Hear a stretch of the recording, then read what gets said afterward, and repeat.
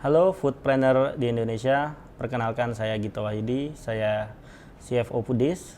Di sesi kali ini saya mencoba menjawab seluruh pertanyaan yang Anda telah sampaikan.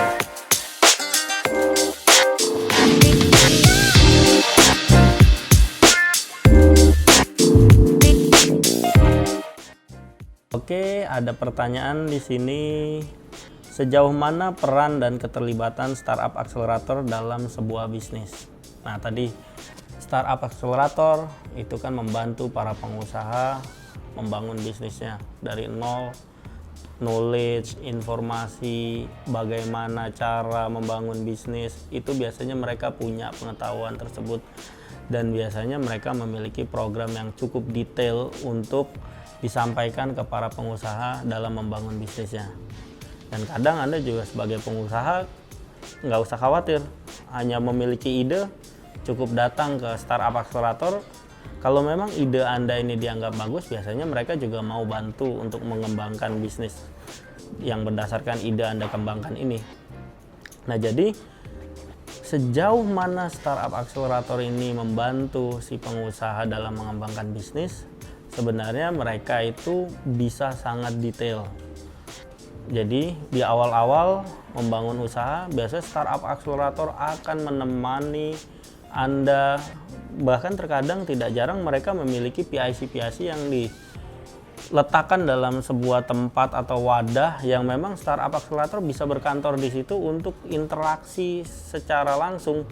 Jadi dipertanyakan semua kegundahan atau pertanyaan-pertanyaan Anda sebagai pengusaha itu bisa dilakukan di startup accelerator. Dan sejauh mana mereka terlibat tergantung sejauh mana Anda juga membuka informasi terhadap status usaha yang Anda kembangkan. Sebagai contoh misalnya, tadi Anda punya ide, saya punya ide membangun restoran misalnya, saya ingin restoran masakan Jepang. Nah, Anda akan bertanya, kira-kira gimana ya?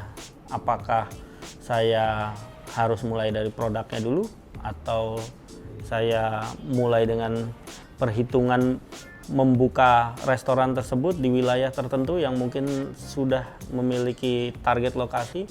Nah, bila Anda datang ke startup accelerator, maka biasanya dia langsung memberikan informasi yang berguna. Jadi artinya, kalau kamu udah punya produk, punya lokasi, maka baiknya lakukan seperti ini.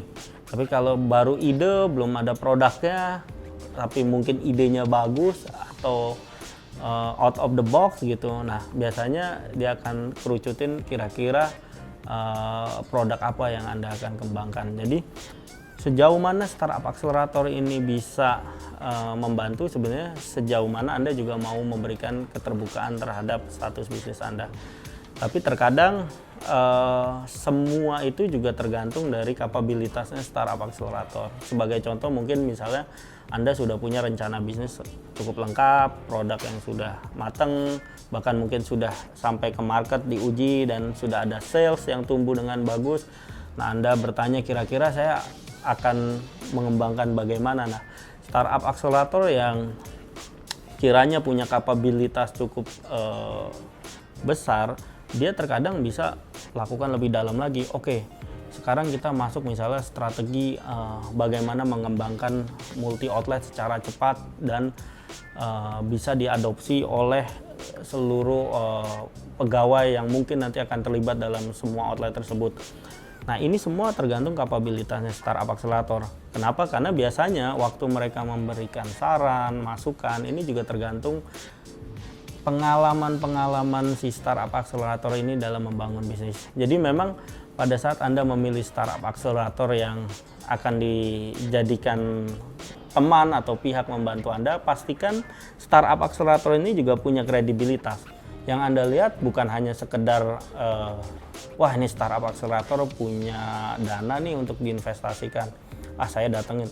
Tidak hanya itu, sebaiknya Anda juga lihat tim di dalam startup accelerator ini, orang-orangnya punya pengalaman tidak, punya kapabilitas tidak, punya relevansi atau industrial knowledge tidak dalam bisnis yang saya bangun.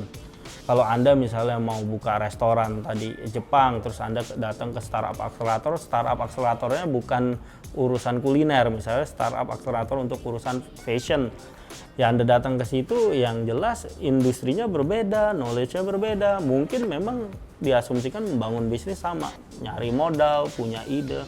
Tapi kalau kapabilitas atau pengalamannya tidak relevan, terkadang masukan-masukannya juga lebih ke arah teoritis. Jadi saya sarankan sebaiknya dalam mencari startup akselerator, pastikan relevansi startup akselerator yang Anda dekati ini sesuai dengan industri yang Anda ingin kembangkan. Kedua, tim-timnya juga harus capable, artinya punya pengalaman yang cukup.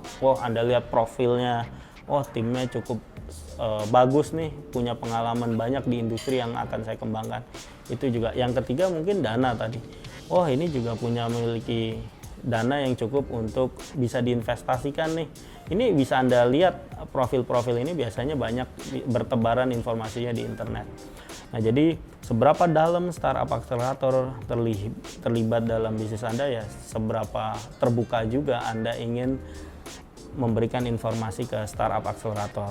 Dan di dalam startup akselerator biasanya banyak entrepreneur yang terlibat di situ. Jadi Anda tidak hanya bisa berbagi ke startup akselerator itu sendiri, Anda juga bisa bertanya terhadap pengusaha-pengusaha yang senasib. Jadi informasinya akan lebih banyak, tidak hanya dari startup akselerator itu sendiri. Terima kasih Foodpreneur di Indonesia. Semoga seluruh penjelasan saya dapat menjawab seluruh pertanyaan yang tadi saya kemukakan. Sampai jumpa di video berikutnya.